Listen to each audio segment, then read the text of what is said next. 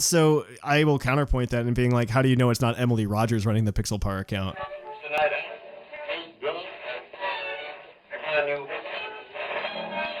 And now, coming to you live from atop the Lavender Town Radio Tower, it's the one, the only PUCL Podcast!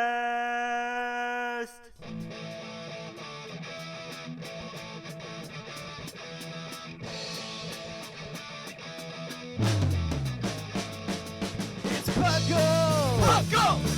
It's PUCL! PUCL! Pokemon Underground Champions League, oh yeah! PUCL! Grab your friends, it's that time again! Listen to the show where the fun never ends! It's PUCL! PUCL! Oh yeah! PUCL!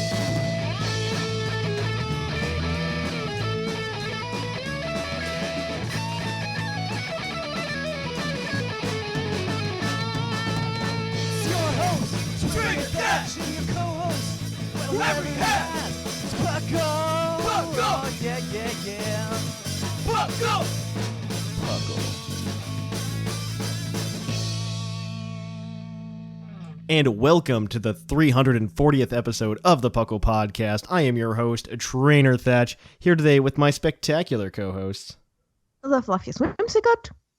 Some say Lord Jushiro.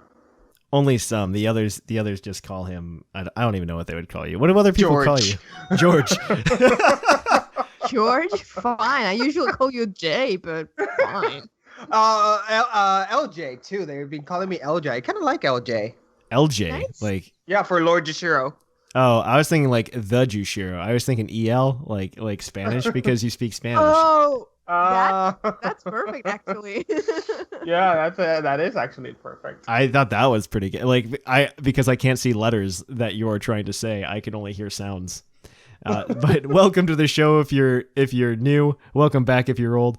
We have a great show for you today. Welcome to the PUCL Podcast, your source for anything and everything Pokemon. We talk everything from the TCG to the video game and everything in between, including Pokemon Troze. PUCL, of course, for those of you who are new to the show, stands for the Pokemon Underground Champions League, which was originally a name come up with in 1975 when Evel Knievel attempted to jump 13 buses in Wembley, England.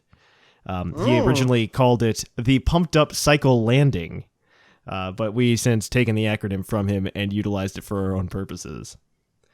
Fun fact, though, he said he was never going to jump again after that jump because he crashed. He didn't actually make it.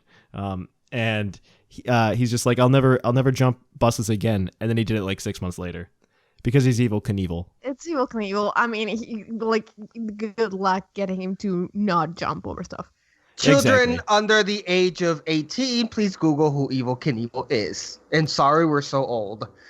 That's so true. I keep forgetting, like, because in my mind, I'm literally stuck in the year 2000. I don't know why. Like, whenever I do math for something in the 20th century, I'm just like, yeah, 1975 wasn't that long ago. That was only 25 years ago, right? Exactly. Yep. Same. Nope. Same. That's like almost 45 years ago now, which is really sad to think about. What's even worse, okay? This is a travesty, mind you, about the modern like life, is that one, you can't hear Elvis Presley on the radio anymore because oldie stations only play 1970s and newer. So maybe you'll get the occasional like Elvis Presley Burning Love, but you'll never get like things. And what's also really sad is like oldie stations are trying to like hold on to the Beatles with like every last breath that they can, but the Beatles obviously didn't make any music past like 1968. Every breath you take, great Police song too. And Yeah. so what they do is they have like a Beatles hour every week now on the radio. And I'm just like, you hold on to the Beatles as hard as you can, guys, but realize that they're the inferior band to the Beach Boys from the 1960s. All these stations are like the third movie from Indiana Jones. You know, when they get into the cave and they pass all the traps and there's this really old dude guarding the goblets. That's what I think the oldie stations look like when you go in. It's just this one 2,000-year-old dude just holding on to the radio. He's just holding on to his what's it called? His records. Yeah. I love how, like, just you totally went over the shots that Thatch fired, and they're gonna get us in so much trouble. So, yeah, let's move past. All right. And so let's move on, though. I want to ask you guys, what you been up to lately? How's everything going outside of listening to oldie stations and being depressed about our age? I mean, radio is for old people. I listen to podcasts. And That's fair, I honestly. realized the irony of this because you're so much younger than I am. But okay. I've been like same old. I've been playing in the PDL, and Oh, how's that going, by the way? I stopped paying attention. I'm an awful person. I'm 4-4 now. That's and not terrible. It's I honestly I could have been doing a little bit better, but apparently like the sheer amount of variables that the draft league format implies is just a tiny bit past what my brain is willing to process at any given time. And so I just freak out and I throw games. And sometimes it's fun.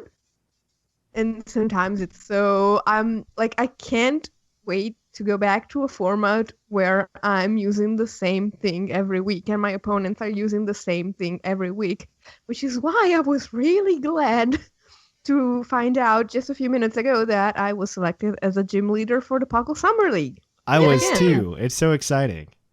I'm so pumped for that. It's gonna be amazing. Yeah, now we just have like half the gym leaders fighting over the type I wanted, so it's gonna be a bloodbath, but it's gonna be fun. Also, for those of you who don't know, the Summer League is a thing that PUCL does every year. If you go to our Discord server, there's a link in the show notes. You can sign up there. And what the Summer League is, it's a very easy to handle. It's a great way to learn how to play competitive Pokemon if you want to get into competitive Pokemon. So we have 10 gym leaders every year.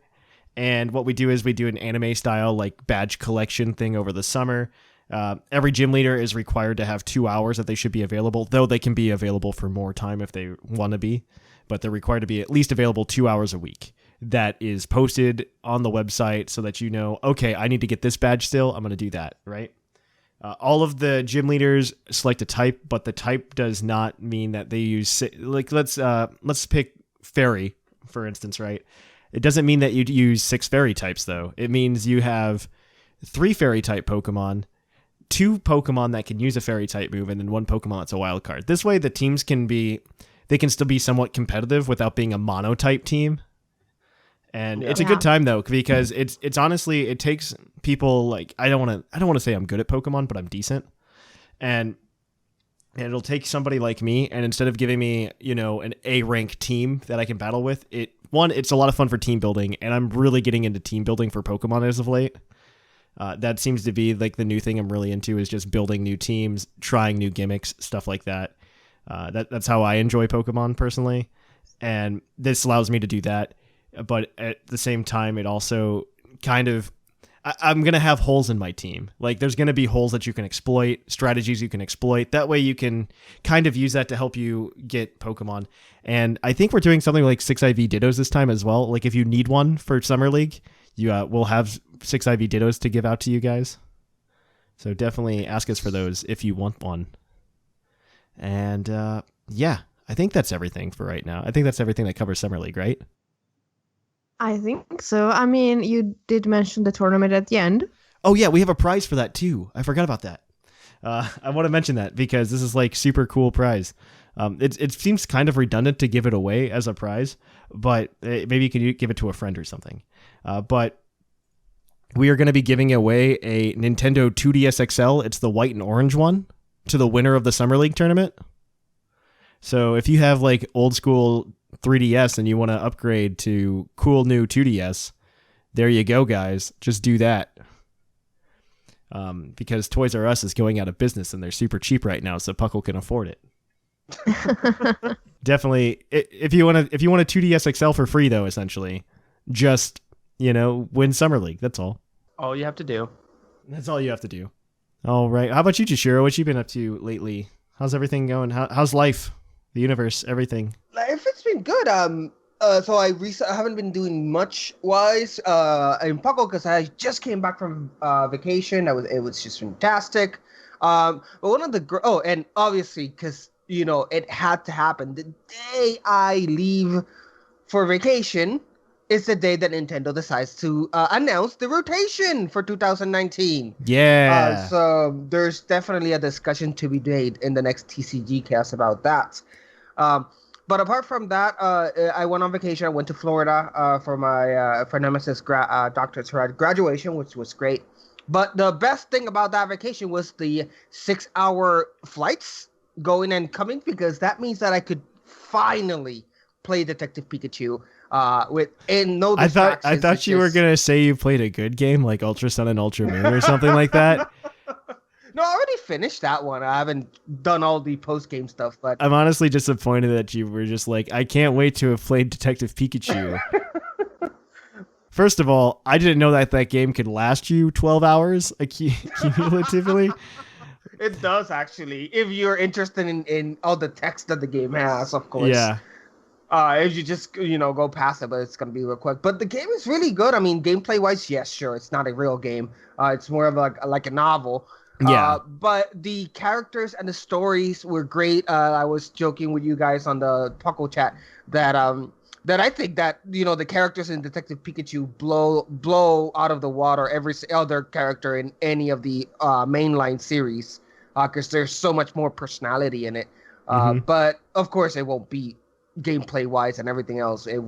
It's not better than the main series, but I really enjoy it. Really enjoyed Detective Pikachu. I think I'm in my last case. So it's been a lot of fun.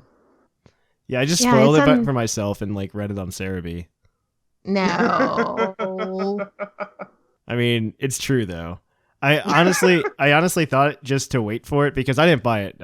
My wife bought it. I was just gonna wait to pick up a copy of it by just waiting a few months after it came out and just waiting for it to be $10 at GameStop used, because I imagine it's gonna cycle GameStop a lot because there's not much replayability. No, once you finish that game, that's it. Yeah, there's not much replayability. It's a nice advertisement for the movie that's going to come out, I think, if anything. Yeah. We get Deadpool Pikachu. It's going to be great. I was so disappointed that there were no Pokemon jokes in Deadpool 2. Yeah, right? Ah, that's sad. It was probably written before they decided to do it, though, because if you think about the filming of Deadpool 2 versus the announcement of Ryan Reynolds as Detective Pikachu, because Deadpool 2 just came out, right? It's May, and so they were probably in post-production as of February. Yeah. And so everything was already filmed before he got announced as Detective Pikachu. More than likely. That's my thought. They could have put it in one of those bajillion weird trailers they did for Deadpool. They didn't. So. Maybe, but I don't think it ties into the movie that well. Other than being oh, hey, I'm going to be in the Detective Pikachu movie or something like that. They had Celine Dion for 10 minutes. They couldn't have 1 second of Pikachu. Exactly. It probably would have cost more than Celine Dion, honestly. Because if you haven't seen Deadpool 2, you will find that they made time for absolutely anything they wanted. Yeah. Yeah, no. Well, I'm telling you, it's just because it happened after he got chosen as the Pikachu voice in January. That's my thought process on it. Oh, well, as for myself, I haven't been doing much Pokemon-wise. I was so excited because I was going to download and play Crystal version last night, because I've been playing through, my plans to play through all of the third versions, quote-unquote, of Pokemon, every generation, because I had just beaten Yellow. And I was Nuzlocking Yellow. I'll probably Nuzlocke Crystal. And I've just been doing it. And I got so excited. But I got home at 11 and I was going to start playing. And then I fell asleep. So my 3DS I woke up on my bed with my 3DS in sleep mode. Still on. And it's only past the part. It's past the introduction. I'm still in my house and everything. I haven't done anything. I thought about doing that for a stream, but I don't know. It's really rough when it comes to things like that. When I do my own little personal playthroughs and everything, because I could stream it, and I always think I could be streaming this. But I think part of being able to keep doing this every week is that I need to take time for myself to enjoy Pokemon in a personal way. Or because if I think of everything as content, it's going to be awful. And I just don't want to do that. I just don't. You need your own time with you and Pokemon. Yeah, exactly. Because if I sit there and I do it myself instead of like interacting with the people watching. Also, we're probably not gonna have that many people watching if I'm just playing Crystal version. I'm a much better. I'd much rather stream like me battling or me shiny hunting or something like that than me going ahead and just playing through a game. I don't think that's exciting. Personally, I don't. Maybe people like talking to me that much, but I'd much rather battle and talk to people about the insights on the battle and everything. Yeah, That's I mean, that's your my cup of battles tea. are so much fun. Mm-hmm.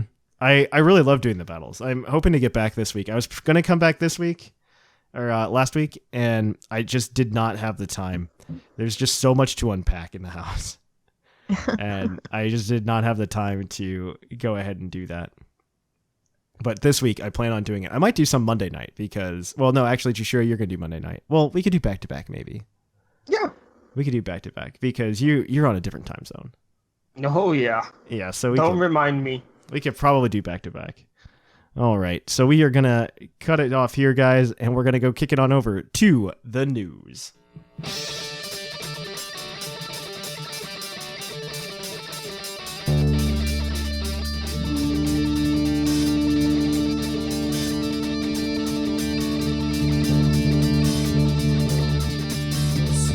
Coming to you live from the Lavender Town Radio Tower. This just in. And on to the news. In the news, we have a few things. It's actually better than it was last week.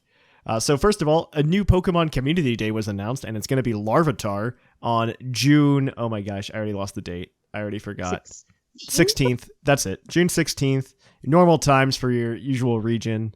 So definitely go and play if you want to get Larvitar. And it's also, what is it? Is it 3 times experience or something like that? Yeah, 3 times capture experience. Yeah, and 3-hour lure module. Yeah, they always do the 3-hour lure module, though. Yeah. So definitely, but it's going to be Larvitar, and then when you evolve it to Tyranitar, it's going to have a special move. Who knows? I just want to do it because I don't have a Tyranitar yet, because I never get enough people to do Tyranitar raids with me. And it makes me sad on the inside. So I want to go get a Tyranitar.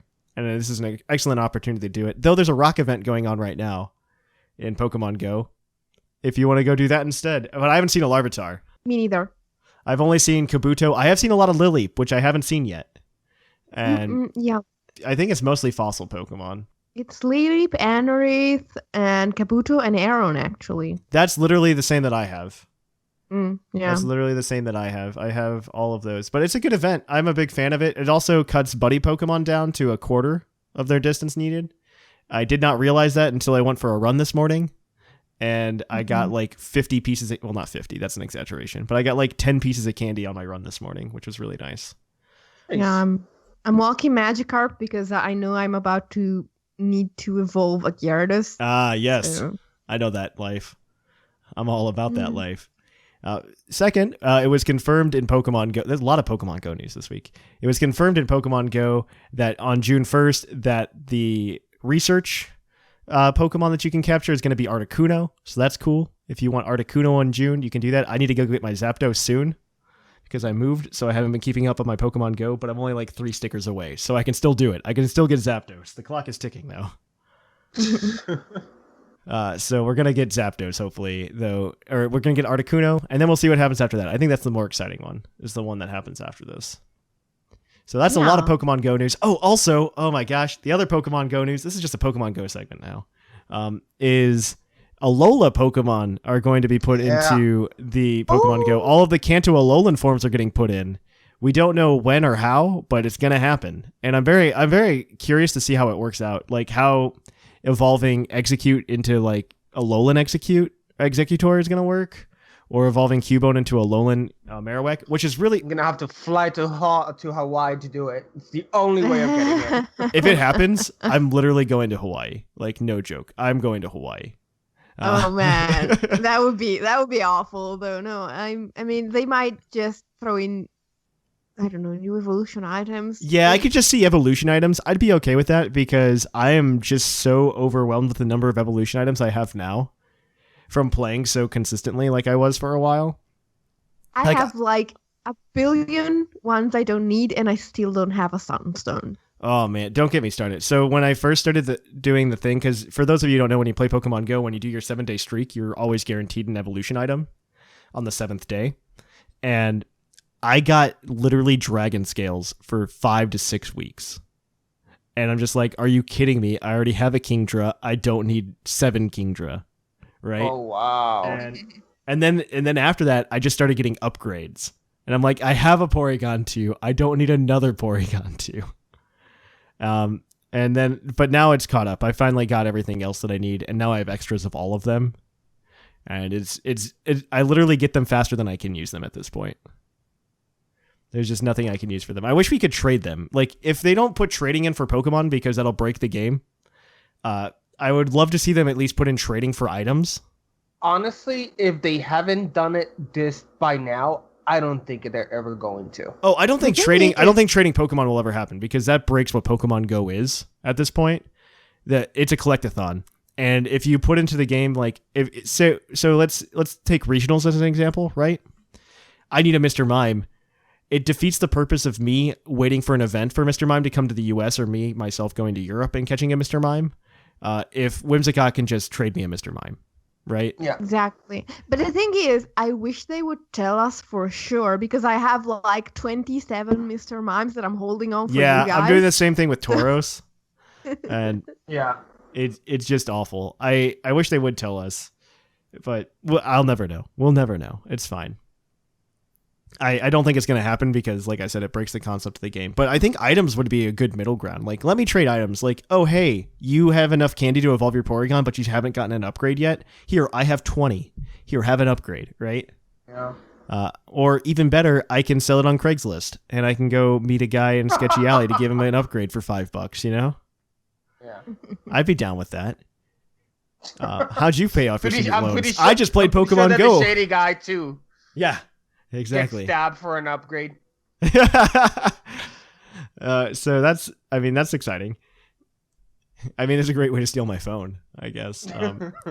No. Stab for the upgrade. He doesn't want your phone. Yeah.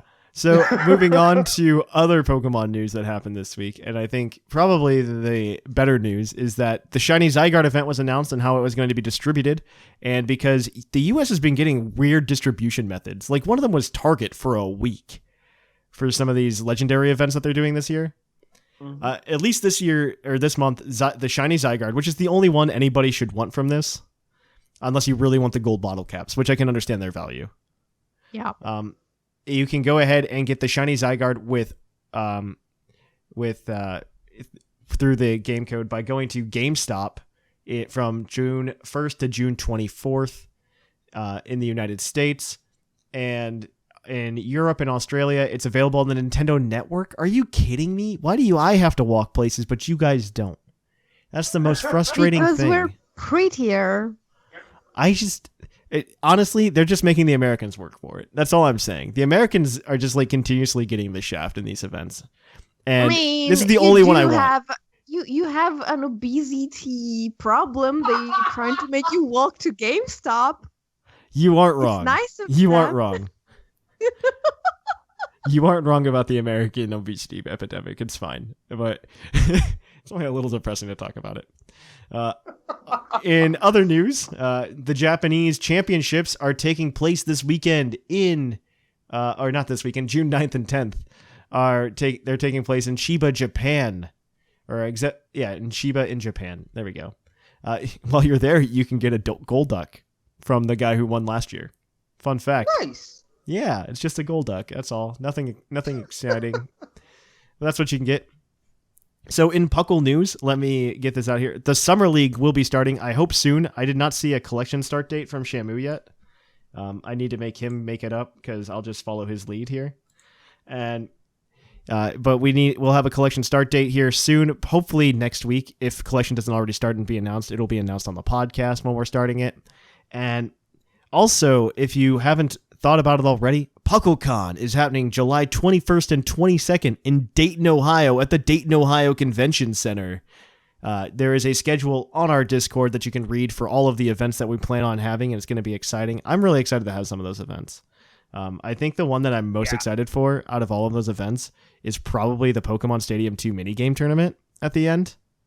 I think that one will be the one that's worth everything. That is the one that everybody is going to be able to enter because there's no real bar to entry there. You just have to show up to play Pokemon Stadium 2 mini games, right? And I think we are not surprised that you're excited about the Pokemon Stadium thing. I mean, you shouldn't be. You shouldn't be, but at the same time, I think that's just... I'm more excited because I feel like more people are going to be able to join in on that one. And I think that'll be a lot more fun for everybody involved. Just because even if you're just like a parent there, right? You can join in on this. You don't need a game. You just come in, you play Pokemon Stadium 2. I was thinking about... This is probably something we should do next year if this is successful. But doing something like random Pokemon battles against each other on Pokemon Stadium or Pokemon Stadium 2, where like your opponent chooses your team in rental Pokemon, and then you duke it out. I just see that. I don't know how that would logistically work yet, but I feel like that would be a lot of fun. But it's so cool. Yeah, I think it would just be a lot of fun. It's one of those things that, I mean, this is our event. We can do what we want, right? And I'm hoping that we can do something cool with it. But I think that is it. If you want to check out more information about that, check out our Discord. Once again, link is in the show notes. But right now, we are going to kick it on over to our Puckle's Poke Quiz, where we're going to quiz your co-host on their innate Pokemon knowledge.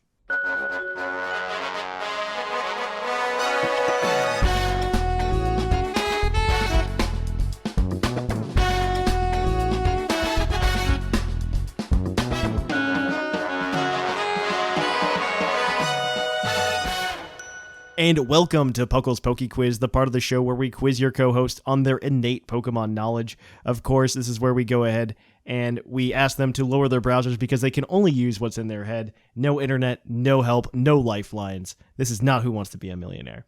So our contestants here today are going to be Jushiro and Whimsicott. They will be working as a team to answer questions to compete against the other co-hosts in a race to 30 points. The first co-host that hits 30 points actually gets to pick a plush from the PokemonCenter.com under $20 because that's what's in the budget, guys. That's what's in the budget. But of course, you guys can go ahead and you'll have 5 questions today. You will get 1 point for answering each of those correctly. One of those questions will contain a bonus question, and you will also get 1 hint to use throughout the questions. If you get all of the questions correct without using the hint, you can cash that hint in for an extra point, for a maximum total of 7 points possible today. So if you guys are ready to go, I have some questions lined up from several of our Puckalonians on the Discord server. I guess we're ready. Can't be readier. All right, so... We're going to be way readier than we were with Scron, so... PTSD, man. PTSD. Yep. All right, question number 1 comes from Claude9. He wants to know, in the anime, Ash has had many Pokemon over the 7 generations he's been traveling. However, only one of those Pokemon is shiny. Which Pokemon does Ash own that is also a shiny Pokemon? Oh, that's an easy one. Noctowl. That's Noctowl, yeah. Is that your final answer? Yeah. Mm-hmm. That is correct. Ash's Noctowl is a shiny Noctowl because they really went real hard on that whole shiny Pokemon thing in Gen 2. So that is 1 point for you guys today. So you're on a roll. Whee! You're doing it real strong. You're feeling We're pretty 1 good. for 1. Exactly. We're already doing as well as we did last time. At least. All right. Question number 2 is also from Claude9, and it still has to do with the anime. I like those questions. I think they're very solid. In the anime, how many Pokemon does Ash currently have at Professor Oak's lab? We are going to count all of the Tauros as 1 Pokemon, by the way. We're going to ask how many unique species does Ash have, and I'm going to give you a plus or minus 3 here. Okay. Wow. Okay. I have no idea, but I remember seeing like a picture of Ash with all of his Pokemon. Uh-huh. And there were a ton of them back at Professor Oak's. It was like at least 25 Pokemon, I think. Yeah, I have no idea how many currently he has. I haven't watched the anime in like 15 years, so... Do you want to choose the hint for this one, or do you want to just coast this one and try to guess?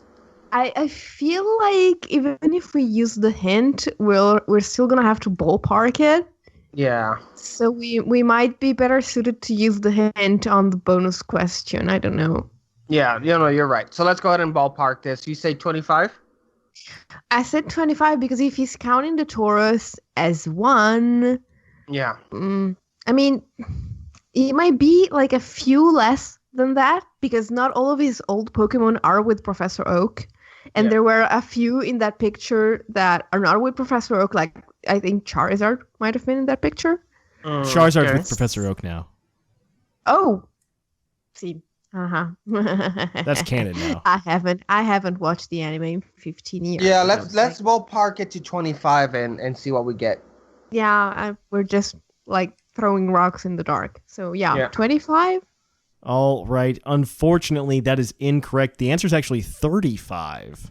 So, this isn't like a Pokemon related thing to me, but a problem solving lesson for you guys now. We should have counted that team for each generation and subtracted the Pikachu. You're right. You could have at least gotten to 30 realistically, right? And assumed that he caught like one or two extra here and there, and you could have gotten to like 32, I think. Because if you would have gone, okay, he's been through 6 regions, all of those Pokemon in some form or another are there, right? Like, let's assume that six Pokemon came from Kanto, right? And let's assume 6 from each generation. That's super reasonable, I think. Like, if you assume about 6 per generation, except for Kalos. Kalos was real bad. But then you get 36, and that's only one off. That's not too bad. That's just a problem-solving thing, though. If you would have assumed a whole team of 5 from each one, that's another thing. Also, one thing that I caught up that I was talking to, I mentioned that I didn't know was canon before the show is that Gliscor is actually back, which I did not know was true, but Gliscor is apparently at Oak's lab, canonically. Again, back when I used to watch the anime, you're perfectly right, Thatch. That was the way to go about it. But back when I watched the anime, he didn't send them back to Professor Oak. He just released them. Yeah, that's not true at all. Because as soon as he caught Krabby went to Professor Oak, and then as soon as he caught Muck went to Professor Oak. So that is flawed logic. But you don't remember Krabby or Muck. You remember Butterfree. Yeah, Butterfree's sad, but that's fine. All right. And then not to mention, I guess if you didn't watch Unova, that's really problematic. Because in Unova, he caught 9 Pokemon. So, and he kept all of them. He didn't release any of them. So that's like a huge number spike. I would have been okay if you would have overestimated to 40 or something. I would have just given it to you. But keep rubbing it in. Keep rubbing it in. Moving on to question number 3. I feel like you guys can get this one. This one's from Linian, and he wants to know which Pokemon is known as the Spirit of the Desert. Flygon. There you go. Is that your final answer? It's one of my favorite Pokemon. Yeah. That is correct. Flygon is the spirit of the desert. Whimsicott. I told you it's one of my favorites. Right. There's this noise the desert makes when it's windy, and the Pokédex entries talk about how Flygon's wings have the same buzzing, singing noise, and so he's like the spirit of the desert, and it's really cool. You know what I really like about Flygon? It's Mega Evolution. Oh, yeah, wait. Me too. I love it so much.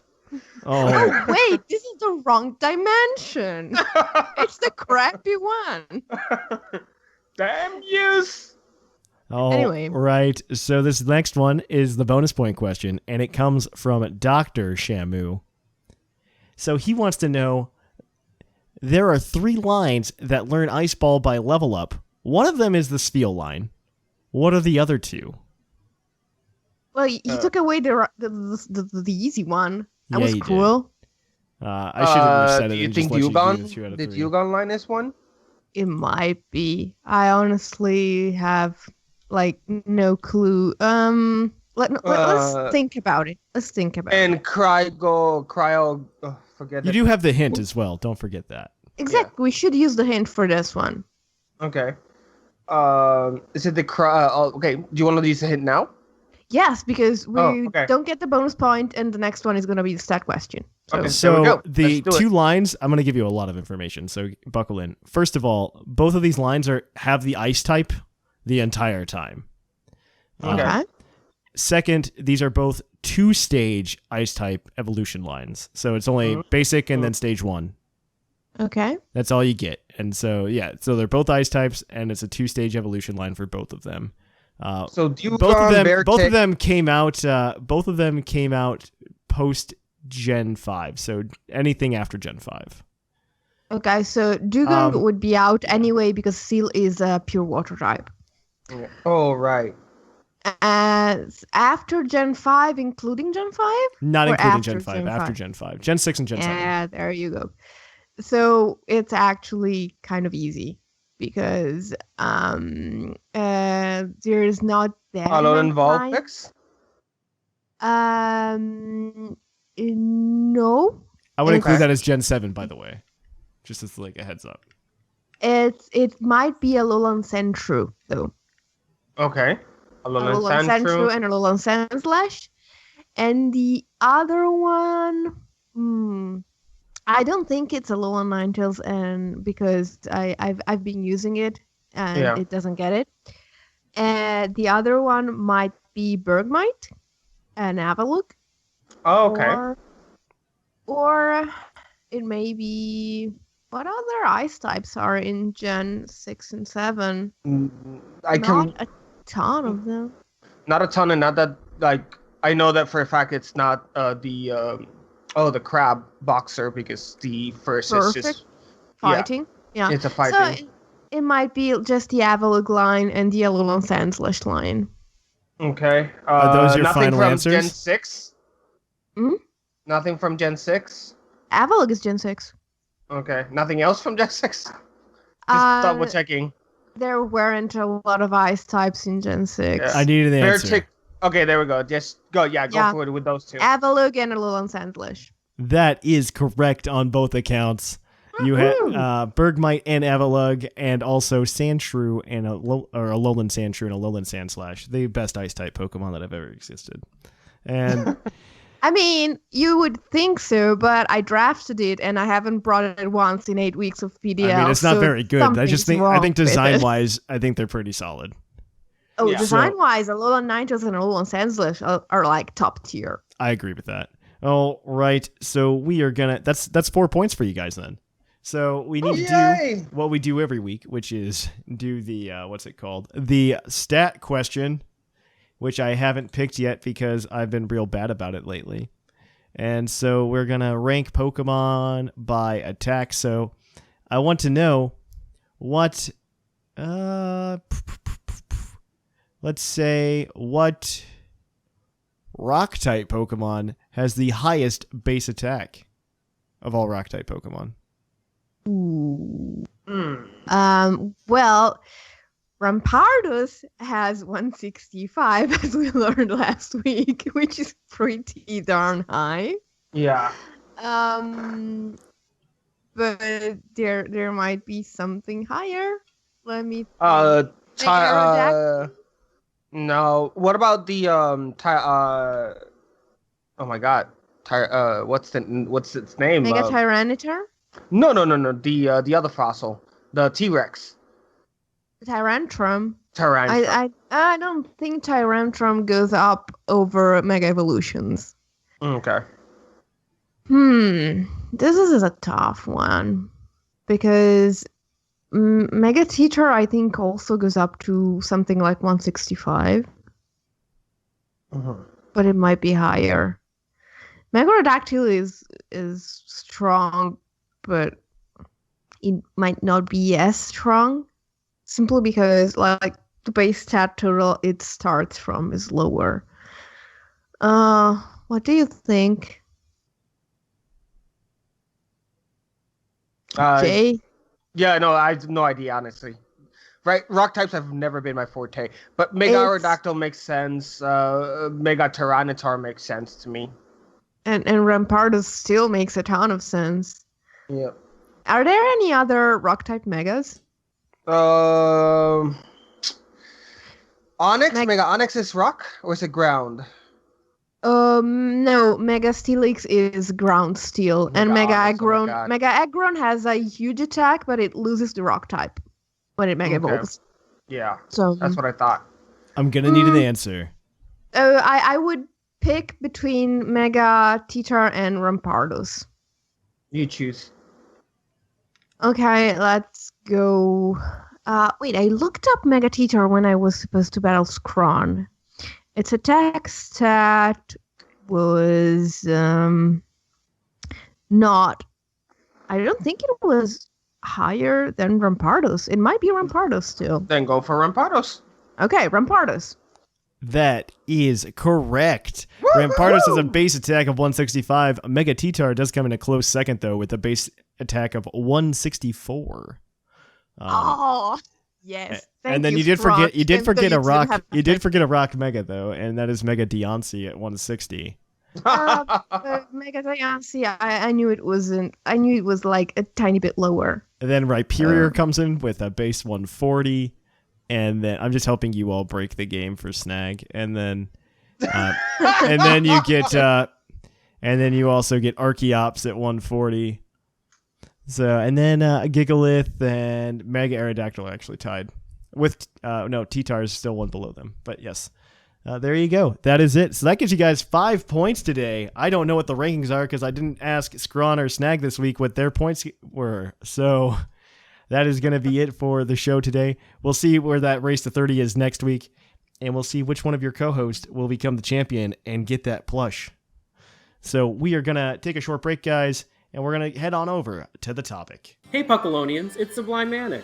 Can't get enough of your favorite flip-flopping podcast? Then check out our social media. You can find links to our Facebook, Twitter, Reddit, and YouTube all from our website, puclpodcast.com. And you can join our Discord to hang out with your favorite hosts and other Puckalonians. Also, check us out at twitch.tv/thepuclpodcast. And if you have an Amazon Prime account, consider subscribing to our Twitch channel.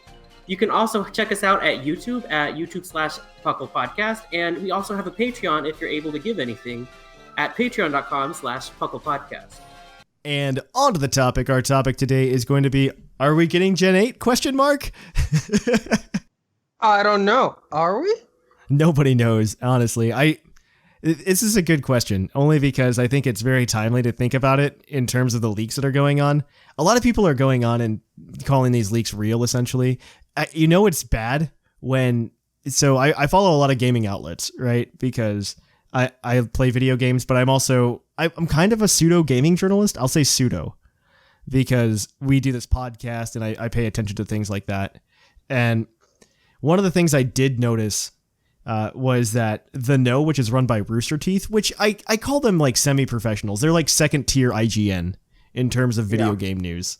And they were actually reporting on this Pokemon leak, right? They took the time to make a video about it. IGN is reporting on this Pokemon leak. That's true, but IGN's wrong in this case. Because tell us something new.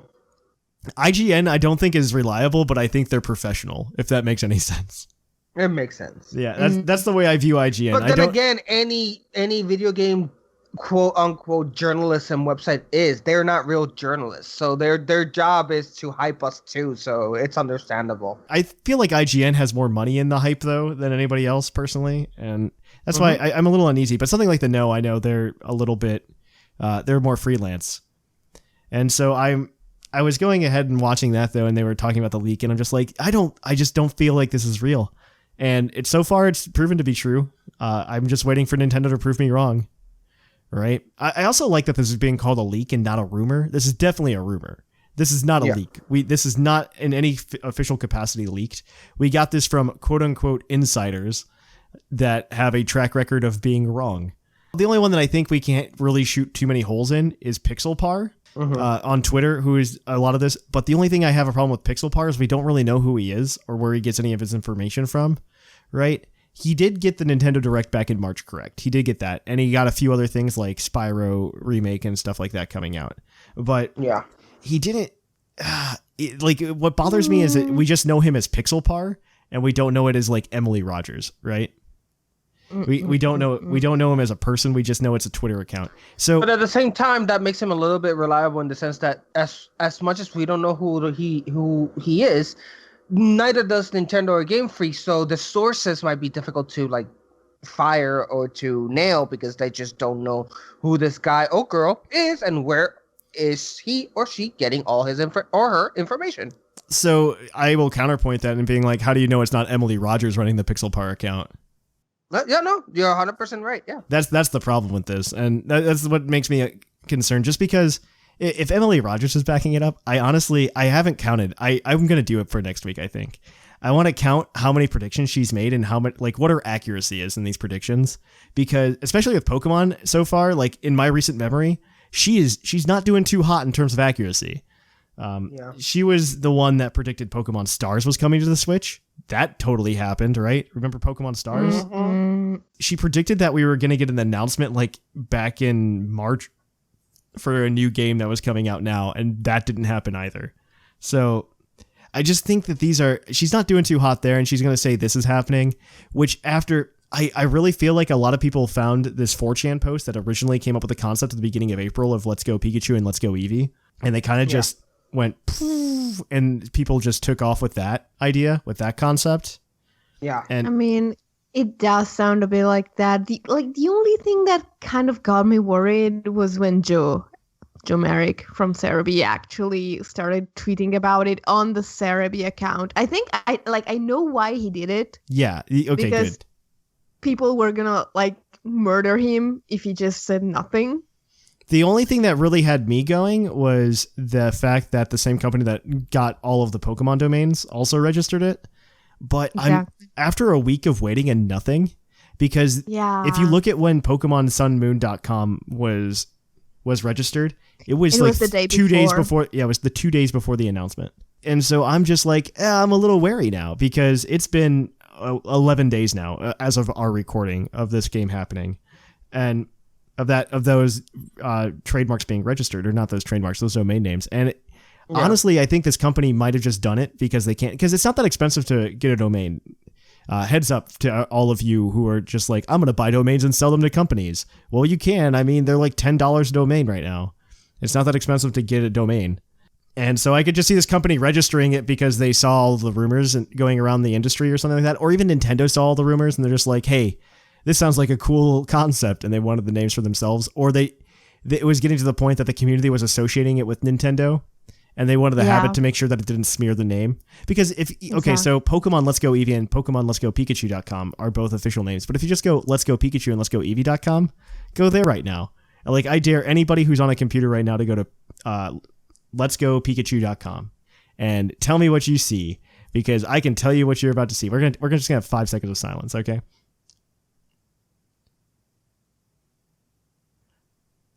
Okay, you just watched a Rickroll, and that is how that website goes. If you went ahead and typed that URL in, you just watched a Rickroll. So there's just a lot that's going on with these things that I'm not super confident of. And I think this is a good question, though, whether or not we're getting Gen 8. I think that's a solid question, just because I don't see the concepts of Let's Go Pikachu and Let's Go Eevee becoming a realistic thing at this moment. I see a lot of people going crazy with it. It's getting to the point that you can tell that like the leaks that are coming out after the fact are definitely fake, because there's always that one thing in a leak. Like, they come up with like reasonable ideas, and then it's just like, and then Professor Oak comes and then he battles you and then hands you a shiny Mewtwo. And it's just like, okay, well, this is a fake leak. So it's things like that make me just lose my mind. I'm just like, I know there's a lot of stuff. And if you look at the original Let's Go Pikachu, Let's Go Eevee leak, those are all reasonable. But it's also on 4chan. Why do they always use 4chan? Yes. I mean, I suppose because the one kind of leak we got before Sun and Moon that was vaguely appropriate was the one from the Chinese leaker. Also, because 4chan. People in 4chan will believe absolutely anything. Yeah, it's just absurd. I just don't think this is reliable, personally. But Gen 8, let's go back to Gen 8, so I don't have to sit here and rant forever, because so the one thing that this did bring up, like Let's Go Pikachu, Let's Go Eevee, not being a new generation, just being a sequel, I think it brought an interesting idea to the format of Pokemon in terms of its progression. And we were talking about this before the show, and it was getting out of hand. So we were just like, let's just make this the topic today. Yeah. I think the big thing in terms of this is, do we need to keep going with these generations in the way that we can, or can we go off into a Pokemon game that's a sequel to something else without any new Pokemon? So here's my 2 cents.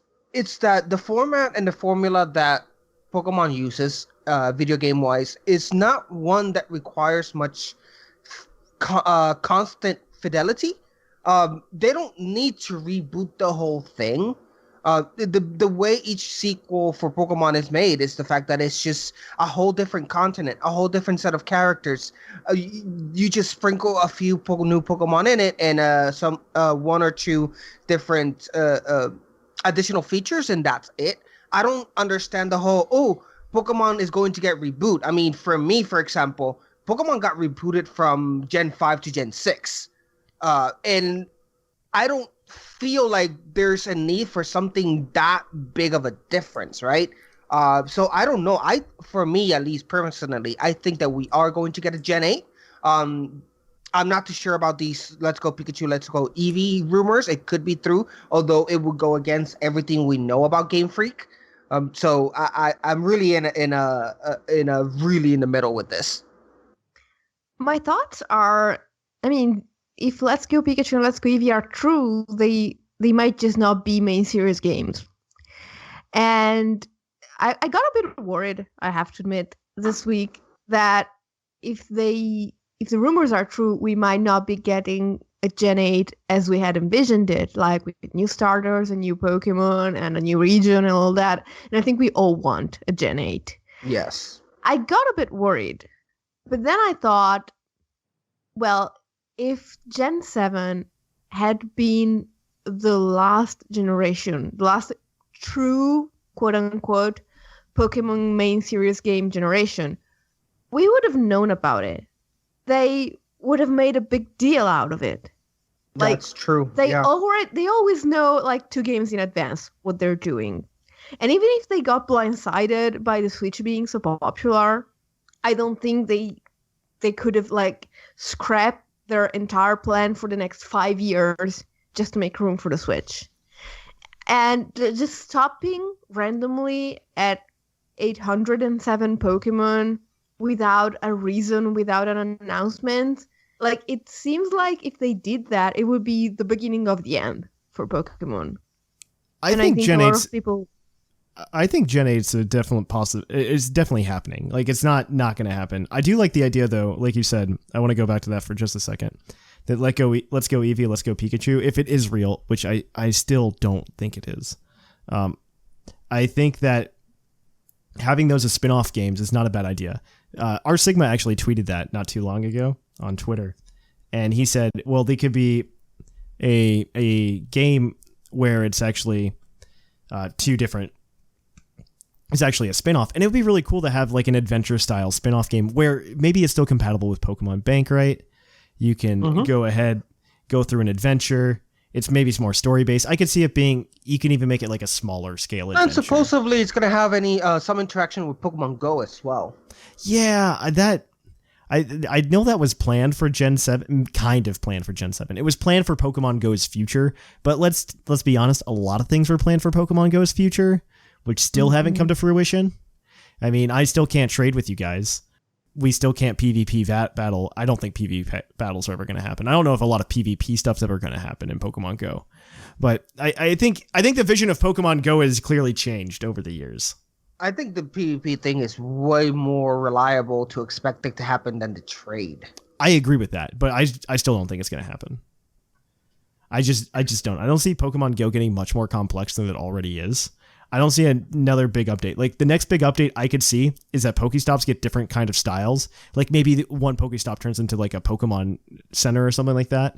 I don't see Pokemon Go coming out with, like, any game-breaking innovations in the future. Yeah, probably not. I mean, it works as it is right now, and, like, the rate at which they are doing releases of new generations and of legendaries and events, they can keep this going for at least another 3 yejust without having to change their basic formula.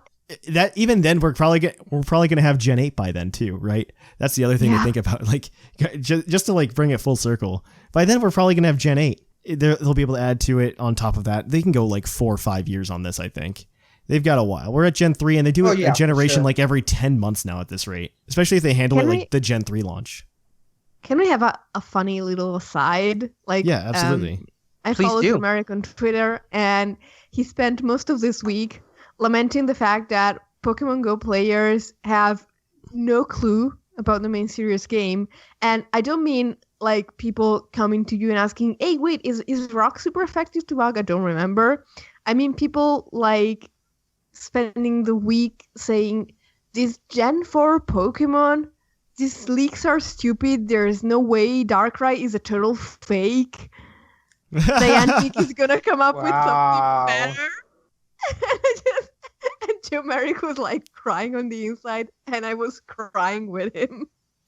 Wow. I sometimes forget the names of Pokemon, but that's because my memory is all bad. But at least I recognize very clearly every single Pokemon, and I know they are. The fact that you don't know that Darkrai exists, it is something to cry about. That like people are showing them like this is what's coming next, Gen 4 Pokemon, and they think Niantic made Pokemon. Oh Yeah. God. It's just getting. The Pokemon Go player base is completely different than the actual Pokemon player base. I think that's something that is very evident, and I think that's what worries a lot of people about Pokemon Let's Go Pikachu and Let's Go Eevee if they are real. That's the one thing that does worry them in terms of Gen 8 not being a thing and stuff like that. Just trying to grab them instead of going for Gen 8. And I still don't see it. I think Pokemon on the Switch will be Gen 8, or it'll be a true sequel to something like that. Like I've said for the longest time before we even got Gen 7, Pokemon Red 2, Pokemon Blue 2. They would be phenomenal. We already got those though. It's called Gold and Silver. And Yeah. just throwing that out there. We got those games. They already exist. And it's just one of those things to watch out for there. I think Gen 8's still going to happen. I think it's going to happen. If it doesn't happen in the next game, it's because they go, okay, we want to just take our time coming up with a good gen, because that's the kind of thing Game Freak would do. The only validity I could see with something like doing a remake when they jumped to the Switch and stuff like that is that they were being pressured a lot by Nintendo, which I can believe that Nintendo's putting a lot of pressure on them, because I think Nintendo said, hey, we want to do 20 million Switch units this year. Yeah. Which is a lot. That's more than last year. And you can't blame Nintendo for pushing. I mean, Nintendo has... Yeah, that's as their we job. know, the relationship... as we know, the relationship between Pokemon and Nintendo is a special one. Nintendo owns the franchise, but he doesn't own, the whole Pokemon series. And they've been really good at letting Pokemon do their thing without them getting involved, saying like, hey, you want to do Pokemon mobile apps? Go ahead. You want to do this? Go ahead. So when the time comes when Nintendo says, okay, now you need to do something for me, they have all their right to like really order. Yeah, absolutely. Like, I need this now. Absolutely. And I think Gen 8 has to happen simply for another reason, and that's literally the toys. Yes. Okay. Good point. I think because that's a huge part of the Pokemon franchise, right? And I mean, yeah, we could do Let's Go Eevee, Let's Go Pikachu, and only have 151 Pokemon, which people are really scared of. But you have to think of the Pokemon company as a whole if they make that choice. Yeah. If they make that choice, they are effectively saying, well, people who already own Pikachu and Eevee stuff aren't going to buy anything extra. They're just going to buy the game. Right? Because how many Pikachu plushes do I need? The number that I have now. That is substantial. All of them is the answer, Thatch. You can't do anything different to the Pikachu plushes like the standard Pikachu plush that I already have, right? And you can't, the same thing goes for Eevee. You can't do anything with like the Eevee plush. This is a very simplistic statement, by the way. But at the same time, like I have Eevee merchandise. I have Pikachu merchandise. You know what I don't have? I don't have Gen 8 starter merchandise, because I can tell you right now, as a longtime fan of Pokemon, probably the sole proprietor of why their business is still going, is that when Gen 7 came out, I went out and the first thing I did is I bought like the official Pokemon Center Rowlet, Litten, and Poplio plushes. I bought all of those. And as soon as they became available, I bought the official Pokemon Center ones. And so I will absolutely do that again for Gen 8. Yeah. But the thing is, if it's Let's Go Pikachu, Let's Go Eevee, and maybe you still start with the games with like the original Squirtle, Charmander, Bulbasaur, right? I'm not going to buy those. Like, I already have those. I've been there. I've done that. Yeah. And I think that's, from a business standpoint, I don't think that works out. Maybe they're trying to grab the Pokemon Go crowd. That's the only the only way I could see the business doing it is we want to bring the Pokemon Go crowd to the Switch, which and try to combine our two communities. But I don't think that's possible, personally. Exactly. I just like mobile gamers are just not usually the kind of person who's gonna buy a $300 console just to do something that's related to a mobile game they play. No matter how successful Pokemon Go is, it's still a mobile game. And you can still get money you're already getting money from them, even though it's for Go and Nintendo only gets a small percentage of that. They're still getting money from those people. So it's not like opening the gates to a new audience. They just want to take advantage to on an audience that they already are getting some money out of, but they might want to get more. I don't see that as a smart business option. I just say have one or two things. Like, I can understand having Pikachu as the main series again, just to bring those people in, but to do a whole remake just like Thatch says and not have new Pokemon they can sell new toys about, they can sell new merchandise of, I don't see how that's a smart business option. Exactly. I think in the end, like, between all the three of us, we came up with a plausible scenario. Like, yeah, maybe there's going to be a game like Let's Go Pikachu and Eevee that's going to have something to do with Pokemon Go, and it's going to be the next Pokemon game on the Switch, but it's not going to be a main series game, and it's just going to be something to hold us over until a good Gen 8 arrives. I think it's going to be more of a, if it does exist, I think it's going to be more of a something we haven't seen before. And maybe that's what they wanted to do with something redefining the series to an extent. Instead of a remake or a third version or something, this is something new that they're trying to come up with, right? And this would be a nice little middle ground, I think, as like the world between spin-off and main series. If they come up with a hey you Pikachu, no, Let's Go Pikachu, Let's Go Eevee, where you go, you start off in Kanto but end up in Alola, and you have the Alolan versions of the Pokemon and so forth, then I don't know, that might count as Gen 8, and that will be a complete departure from everything they've been doing so far. That's not what we're saying. What I'm thinking is that, like, it's not going to be a game in which you play as a character who gets a starter and catches Pokemon and does that. Like, I mean, I'm thinking more something like the equivalent of what Pokemon Mystery Dungeon was back in the day. Yes, I agree with that. Gotcha. Okay. I agree with that. It's more of a middle ground. I don't see this would be a complete spin-off, but I can see it filling that ground between spin-off and main series game, where you can still battle, like the same battle mechanics are still there, but it's in a different place type deal. I don't know. I see it more as like I think the best definition would be side game as opposed to spin-off, because it's like it's imagine if we got a ton of like the GameCube games? Yeah, yes, exactly. I would call it more like Pokemon Coliseum and Pokemon XD, Gale of Darkness. I think it would be more in that realm of what's going on, with the ability to bring your Pokemon from other games into this other world, but maybe it doesn't have the same story. Maybe it's different. Maybe it's more story-driven, per se, because, I mean, Coliseum and XD were way more story-driven. Yeah, I would actually really like something like that. I don't think it's gonna happen just because the titles, Pokemon Let's Go Pikachu and Pokemon Let's Go Eevee, they seem more like something like geared towards very young children. Yeah. I want to end with just a joke. So let's imagine these things come out, like these games are real, the titles are real, the logos are real, but it ends up just being Hey You Pikachu clones. Oh God. It's Hey You Pikachu mixed with Pokemon Ranch for Pokemon Go. Yeah. I mean, who we're kidding? We're still gonna buy it and play it, but yeah. Yes, absolutely. Sad. I will buy several copies. I will still buy it and still play it, but yeah, it would be sad. I will play it just with tears in my eyes.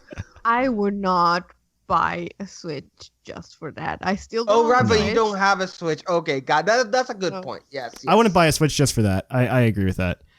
Yeah, I have a Switch, so it's a no-brainer for me, yeah. If they came out with an equivalent, like Whimsicott said, of like Coliseum or XD now, as like a placeholder, though, for Gen 8. I think Gen 8's coming. If it's not the next game, it'll be the game after that. You know the only problem I see with that scenario? Like, something like Coliseum or XD on the Switch would be really, really, really, really, really cool. Yeah. And then when Gen 8 comes out and it is the same old formula, people are going to say, no, we like the other one better. What are you guys doing? Honestly, it would be really cool to get. I think XD Gale of Darkness and Coliseum definitely need some improvements. Like, honestly, I think the optimal Pokemon game for all of us would be somewhere where if you combine some aspects from XD Coliseum with the main series game that we have now. Just one, the story was really fantastic. Two, they had a lot to do in the games. I thought personally. They have a really cool shadow Pokemon mechanic, which I don't think is going to make a comeback, but it was a really cool gimmick that they had going for it, because they were really working around limitations of not having wild Pokemon, and that's why the whole snagging mechanic works out. And it's really interesting because they like limited the number of Pokemon you could catch and stuff like that. I wouldn't like that to be my first foray into the Switch, but it would be. I mean, if they do like the original 151, at least open up the Pokemon Bank eventually to let me play with my other stuff in there just to have some fun with it. But let's end it there. I think we came up with a good scenario that Gen 8 is in fact happening, that we shouldn't stress out about what's going on here. And we are going... crossed. Yeah. Pokemon is in no way having financial issues. It's selling better than ever. They're not just going to change the formula. Now, companies only change a formula when they're in crisis. When they're like, okay, what we have been doing is not working. We need to change things up. Pokemon does not have that problem. Exactly. Ultra Sun and Ultra Moon sold millions of dollars. So why would they, just for kicks, change something that is already generating them so much money? I just don't see it. Exactly. All right. We are going to take a break here, guys, and we're going to come right back at you with the Pokemon of the episode. We will catch you on the flip-flop. Hi there, everybody. It's your friend, Far-Fetched Freddy, and I'm here with a very special announcement for all of you. For the rest of December, Far-Fetched Farms is offering a special promotion on our delicious blackberry sauce for the low price of 7 Pokemon dollars. Grown using fertilizer from authentic Far-Fetched droppings, this delicious fruit sauce is one of a kind and sure to impress your overbearing parents when they come to visit you for Christmas dinner. If you order 2 cans of our blackberry sauce using our promotional code, I hate Psyducks but love Far-Fetcheds, you can get a free Far-Fetched Farms t-shirt with your order. Thank you. Far-Fetched Farms, we got the leaks and we got the beaks.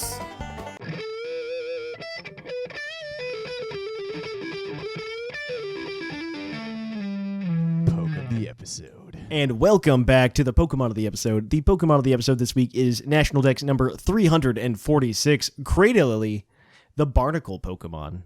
And much like Basket last week, I'm going to read 2 Pokédex entries because one is like the sequel. So, in Pokemon Ruby, the Pokédex said, Cradily roams around the ocean floor in search of food. This Pokemon freely extends its tree trunk-like neck and captures an unwary prey using its 8 tentacles. And its fire red and leaf green entry states, it ensnares prey with its 8 tentacles. It then melts the prey with a strong acid before feeding. So, you look at Cradily and say, what a quirky, fun Pokemon. It's almost cute. Yeah, almost. That's all of these Pokemon. All of these Pokedex entries, like, Pokedex entries are the Easter eggs of the Pokemon franchise because nobody pays attention to them, honestly. And then you're just like, oh, by the way, this Pokemon just picks up children, takes them to the afterlife. Quick question. Like, how many years did it take you guys to figure out where Cradily's eyes actually are? Wait, where are its eyes? In the mouth. I assume they're in the mouth, right? Yeah. Yeah, okay, so that was me day one. The one that was really bad for me were Armaldo and Anorith. That didn't hit me until literally like 6 to 7 months ago. I always saw those ones, but like Cradily and Lileep, it took me like years and years. Cradily, I knew that one. Cradily, I'm I happy saw about the eyes. Cradily because it's one of my favorite fossils. I'm really excited to talk about it today. You just really like bad Pokemon cards. That's what I'm hearing. I really do. Whoa. Number 1, yes, you're right. Number 2, Number 2, actually, no. Credilli actually has a special place because I do not like grass Pokemon in general. They're right there. I know. I'm sorry, Whimsicott. I'm so sorry. They're right up there with flying types. They're okay in my book, but I'm not really a fan. However, Credilli has always been, from the fossil perspective, my one of the most intriguing ones that I actually enjoy. So I really do like Credilli. Cradilli is actually super interesting. I always see it as like a Gastrodon-esque Pokemon, personally, like when playing against it. Because, one, it gets Storm Drain, which is amazing. It's not like it's going to be able to utilize it that often. It also gets Suction Cups, but Suction Cups isn't that good competitively, outside of using something like Roar against it or something. But, so it does get a decent defensive stats, and it's got decent defensive typing. Grass Rock is a solid defensive typing. Interesting. Yeah, weirdly enough, because it's like the 2 types that have the most weaknesses. Yeah, but they cover each other really well. Together it works. Yeah. So it turns out that like it's really hard to hit it for super effective damage. It's like, let's see, fighting, bug, steel, ice. Those are the only things that hit super effectively, and those aren't moves that you typically carry. Fighting, kind of. I feel like fighting's more or less necessary now because Chansey exists, but bug, steel aren't very necessary. You always have an ice type move. Like ice is literally the best offensive type that ever existed, but like you always have an ice type move. It's probably not stab, but the problem is like I just said, it's probably not stab. Same with the fighting type move. It's probably not stab because flying type moves are everywhere. Defenses. Yeah, and its defenses are crazy. It's got wait, are you guys telling me that Credilli is actually competitive? It kind of, it's technically in the PU tier now, but I think that's due to usage. Yeah, so I would make a Credilli team on the video game ASAP if that's the case. Okay, first of all, it gets Stealth Rock. It gets rocks, so it's a good rock setter. But more importantly, it's stats before we go too much farther, so we don't forget. The big thing to grab from Cradilli, Jushiro, is that it gets base 107 special defense with base 97 defense, combined with an 86 HP. All of these are like fairly decent, and when you have defenses that like hit that 100 mark, you start to get to a place where it's hard to kill things because I think a good example of looking at these stats and how hard it is to kill a Cradilli or take it down if you invest defensively into it is to look at something like Mew. Like if you're going to look at Mew and think about how hard it is to knock out a Mew when you're playing competitively, it's not an easy task. Even with super effective moves, it's really difficult to take out a Mew, especially if it's a defensive variant of Mew. And that's the same thing that goes for Cradilli. Its stats are on par with Mew's in terms of defense. Wow, in terms of defense, yeah, I gotcha. Wow, and the typing, the fact that it's a good combination defensive type. Okay. Yeah, and I'm on top of enjoying Credilli even more now. And on top of that, it's got a base 81 attack and 81 special attack. So like it can actually do damage, and it can actually take advantage of moves like Giga Drain. Okay, so here's the question: why is nobody using it? Because I honestly can't tell you why. I imagine to figure it out. But... Yeah, because like it's always been NU up until this generation where it was knocked down to PU. But that's honestly the difference between PU and NU is literally just usage. It's not because this got banned from PU. Nothing gets banned from PU. It's like it's literally just usage statistics. Like this one's getting used a lot in NU, stuff like that. And so it handles everything really well. It handles water types really well. It handles normal types really well. Swallow is a big factor back then. Back in like if you look to the lower tiers like NU and PU, Swallow is like a huge factor because Choice Spec Swallow can do some damage, man. However, Choice Spec Swallow also can't do much against a Cradilli. Exactly. And do you know what Cradilli gets? Like, suppose you have something like an Ice Type move or a Choice Spec Swallow, and you say, okay, fine, I have this one Pokemon that can take out Cradilli, not quite in one hit, but almost, and then Cradilli clicks Mirror Coat. Yeah. And even on top of that, it also gets access to Stockpile. So you can actually use Curse. It gets Curse, Stock. I think Stockpile is better personally in the case of Cradilli, just because you're probably going to use it as an all-around wall. So you can use Stockpile to raise both the defense and special defense. I mean, you could go Curse, but I don't think Curse, like if we go back to the Swallow situation, Curse isn't going to help you there. I mean, your special defense is higher to begin with. Not that much higher. It's only 10 points. And I'd much rather go ahead and use Stockpile than I think Curse. Because if you're just going to get +1 defense anyway out of Curse, you do get +1 attack, but you're not going to use attack because its physical move pool isn't that great. Outside of like some of the rock type moves it gets. But it doesn't get power gem, does it? It's sad. But Cranially solid outside of that. I mean, I think it's a solid Pokemon, and I'm really upset that it's so far down on like the like list. I said, it's one of my favorites fossils, and I always thought it was bad because nobody would use it. No, it's a solid mon. Like you can definitely use Cranially well. Like it gets like if you're gonna run one like Stealth Rock, Giga Drain, I think are a must. You could probably go ahead and do something like Recover. It does get access to Recover, which is stupid. And Synthesis, I think. But if you have access to both of them, you run Recover. Yeah. And then it also gets access to like Toxic, which you could use as well. Stockpile, which I think is another good option.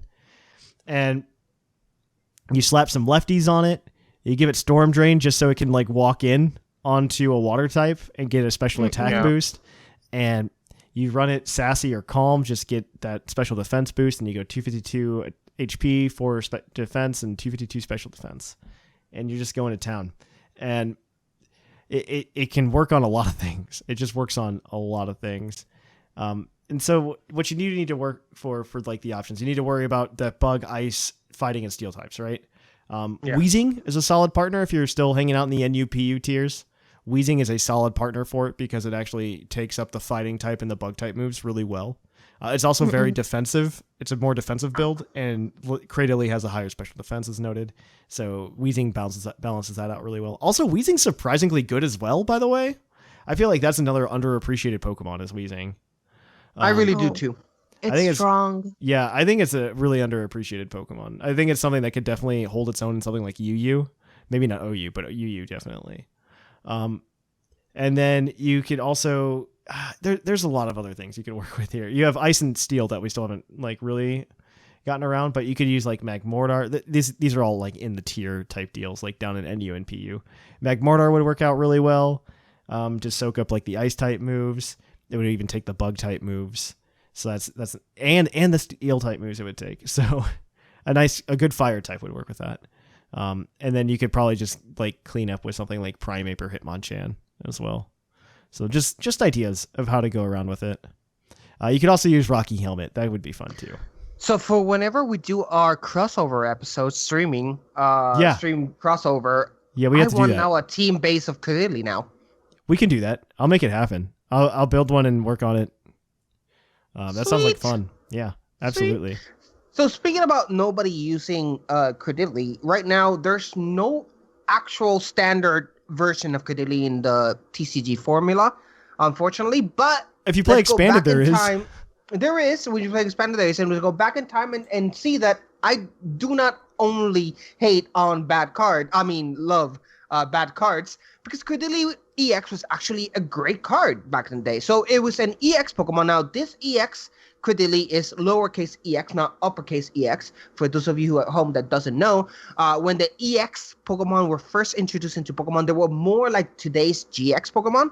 They were evolution cards that you put on top of your basics or stage 1s. They weren't like basics like the uppercase EX Pokemon that you could play a Seismitoad as your stage as your basic because it was an EX. Also, we're also in the year 2004 as Jushiro is speaking. Just as like a heads up.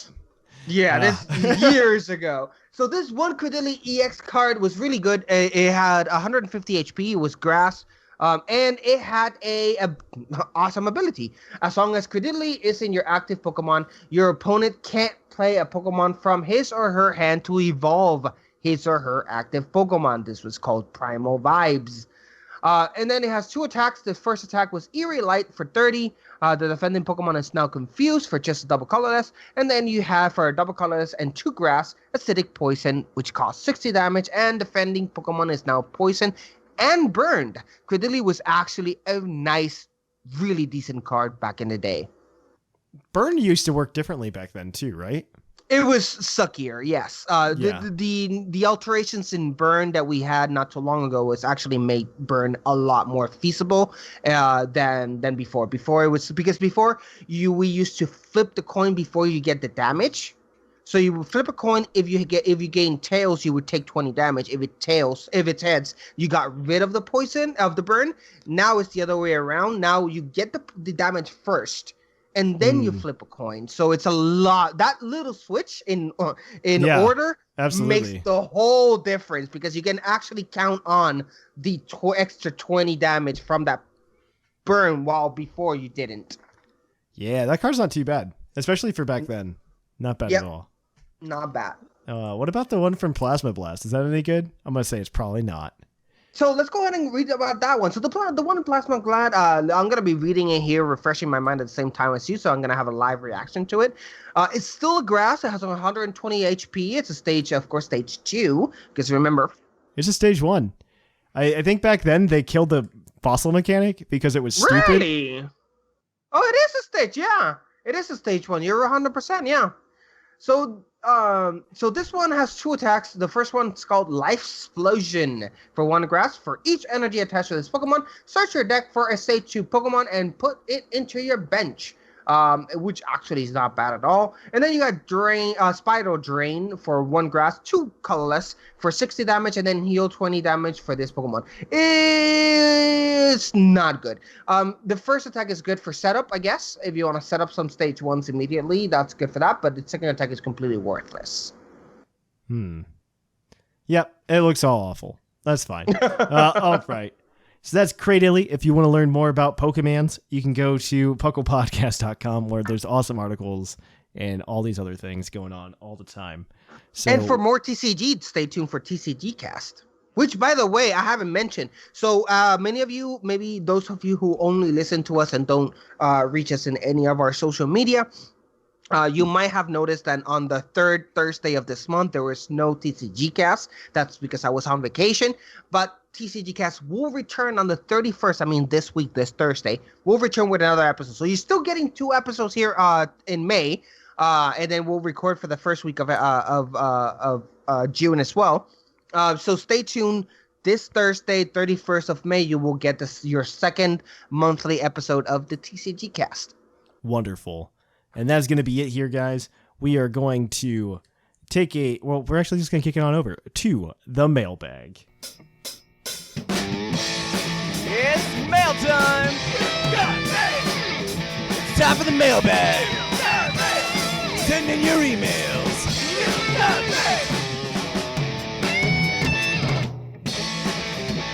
The mail's here! Check your inbox! It's time for the mailbag! Mail! And on to the mailbag. The mailbag, as always, is brought to you by the energy drink Green Toros, the energy drink that gives you hooves. Hooves! And as always, we will be giving out the Green Toros badge roll to anybody we deem worthy, though I think everybody here already has it. I'm not sure, though, but I think they already have it. So we're going to go ahead and take a look at these emails.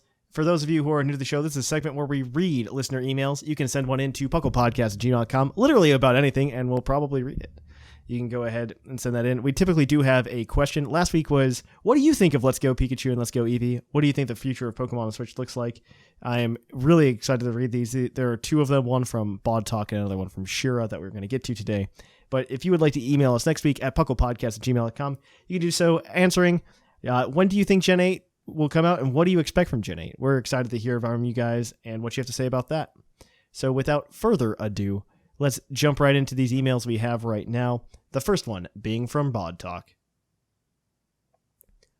Greetings, Team Puckle, Thatch, and crew. I am torn by the rumors. On the one hand, it feels for me like I was just in Kanto, so why do I want to go back right away? But then I realize that it feels that way because I just finished a Pokemon Yellow run not that long ago. It's hard to believe it's been nearly 15 years since we were in Kanto. So while I like a new region, I wouldn't mind seeing Kanto again, as long as, like Thatch said, you can go to Johto. I don't really like the idea of my starter Pokemon being chosen by the game I get, and as others have pointed out, who on earth would pick the Pikachu? As much as people love the little yellow mouse, how can you compare that sublime beauty of Umbreon, or if you must, Espeon? If these rumors are true, I'm going to have to rob a bank to get some money for a Switch. Baltak is just spewing so much yes in his email right now. Continue. There are other things I would love to see in a Switch game that I know we won't, but put them out in the universe anyway. I've been playing a little bit of Pokemon Uranium, and one of the coolest things has to be the built-in Nuzlocke mode. I'd love to see a harder mode in Pokemon games so that actually playing through them could be challenging. I get that this isn't really the point of Pokemon, but it would be nice to have the option. Honestly, I would be totally down to see the return of like the key system, or what we got in Black and White 2, but probably not in a key system, but in a different form. Mm-mm. I think I would be down to see that. Okay. I would be, just because that hard mode was, I mean, it was harder. It wasn't a hard mode, but it was hard. It was harder. I think that would be nice to have. There are other things. Wait, I already read that. Well, I need to get off a jet to raise my Torracat into a mighty warrior who will lead my team to victory. And his name is John Cena. Cheers. Bond. Okay. That was perfect. Don't That's ask, pretty I good. don't know that. Because you watch too much American Medium. It's fine. It's actually from the Adventure Zone, but whatever. That's pretty good. Okay, yeah. Go ahead. All right, go ahead. Get this next one from Shiro Whimsicott. All right. Hello, Thatch and PUCL's co-hosts. So, the entire community is abuzz with Switch rumors and how it's gonna be. Pretty much starved for news.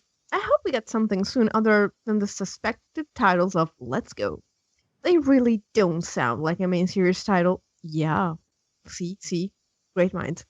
And I must say, if they are aiming at the Pokemon Go game to integrate with, I will be disappointed. I always found Pokemon Go to be boring, but if you have someone to play with, I guess it's more fun. It also seems like Go hands out shinies left and right, which I don't like since they should be rare. I mean, yeah, it's I like definitely- the way Go handles it, though, personally, because they are rare outside of the community days. I will say that. They are rare. But if you go to the community days, which honestly I think it's just like a reward for participating in a 3-hour window. And I think that's a solid reward.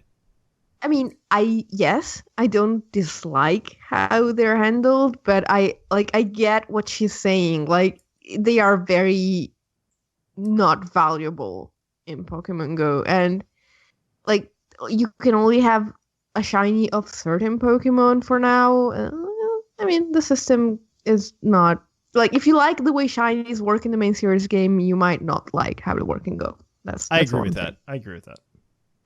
I know some players just gem them or whatever, but that's a different story. They should be harder to get and rare, else there is really no point.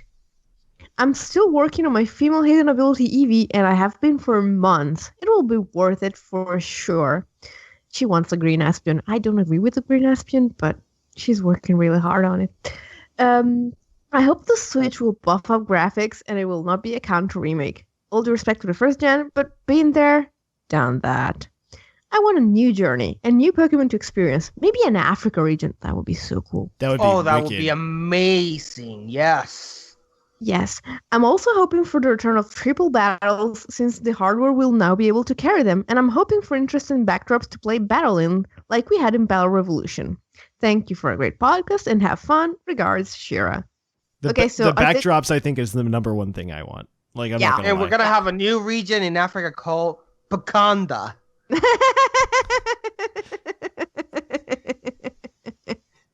You are the son of the king, and he suddenly And dies your in an explosion. And your primary is a oh my god, not Perugly, the other one, my Liepard. Oh my gosh! On top of that, there's no gyms like in Pokemon, in Pokemon Sun and Moon. There's no gyms, but instead of trials, you have to go and get all of the tribes to respect you. Yeah, I want this game so much. And so you have to go through their different challenges to get the tribes to respect you. Oh, You know what's gonna Pokemon happen? Company, do this. You know what's gonna happen? People are gonna complain that you cannot play as Shuri, who is actually the coolest character. Oh, by far the coolest. Absolutely, character. but I mean, well, okay, I said the coolest character, but Okoye is right up there. Also, yeah. So, well, whatever. Like, fine. nobody wants to play as T'Challa. T'Challa is like T'Challa's too nice. good. It's a good It's- default. He's like the paladin in D&D. He's awesome, but he's not the most interesting character. Yeah. yeah, you're right. Anyway, yeah. Yeah, I agree with all of this. That was a good game. So just Game Freak, you can have these for free. Just put us in the credits. Thank you. So moving on, that is going to be it for the emails today. Thank you for sending those in. I think they both have it, right? Or am I wrong? They don't. Shira does, but Bodtak doesn't. Well, we can give it to Bodtak just for sending the email. So there you go, Bodtak. Yeah. Congratulations! He's one of my favorites. He's always on my stream. Congratulations, Baltak. All right, moving on then. We will thank you for that. If you want to send an email next week, you can do it at puclpodcast@gmail.com, answering the question, what do you think Gen 8 is going to be? When do you think it's going to come out? Why do you think it's more reasonable? Why don't you? Send that in. Once again, puclpodcast@gmail.com. And if you want to keep in touch with us throughout the week while you're waiting for more of that Puckley goodness to grace your earbuds, you can do so in several different ways. First being by following us on social media, Facebook, Twitter, Reddit. All those links are on puclpodcast.com. You can also come and hang out with us on the Discord server. The show links in the show notes.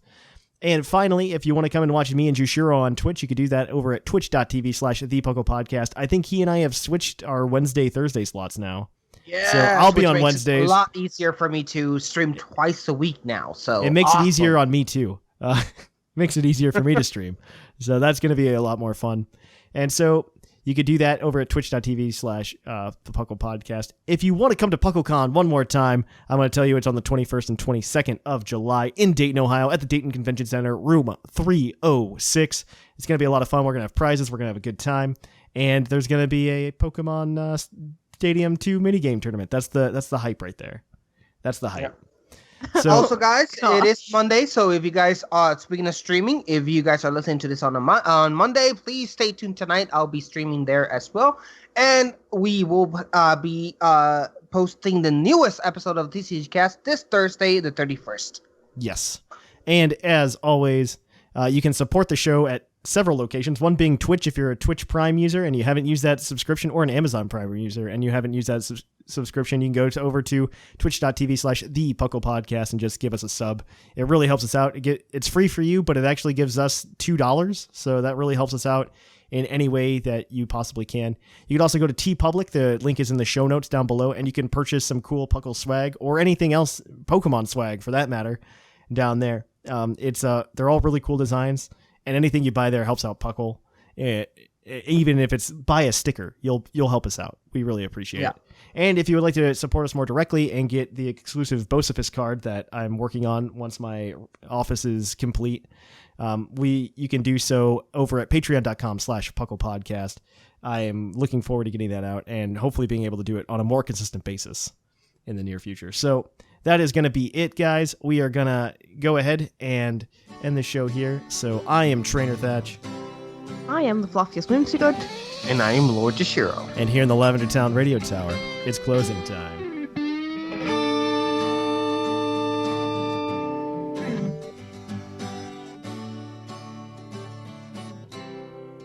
It's closing time in Lavender Town. Time to say our goodbyes. It's closing time. Farewell, my friends. I'll catch you on the flip side.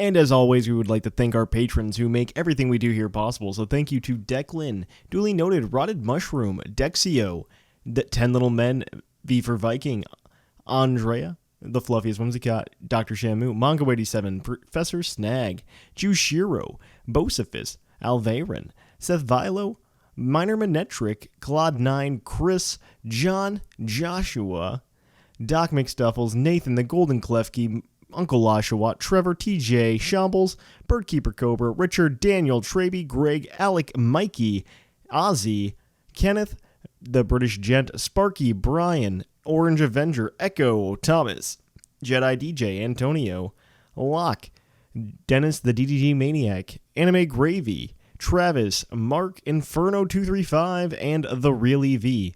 Without these guys, it wouldn't be possible. If you guys want to try to be like them and get your name at the end of the show, you can do so by going to patreon.com/PUCL Podcast.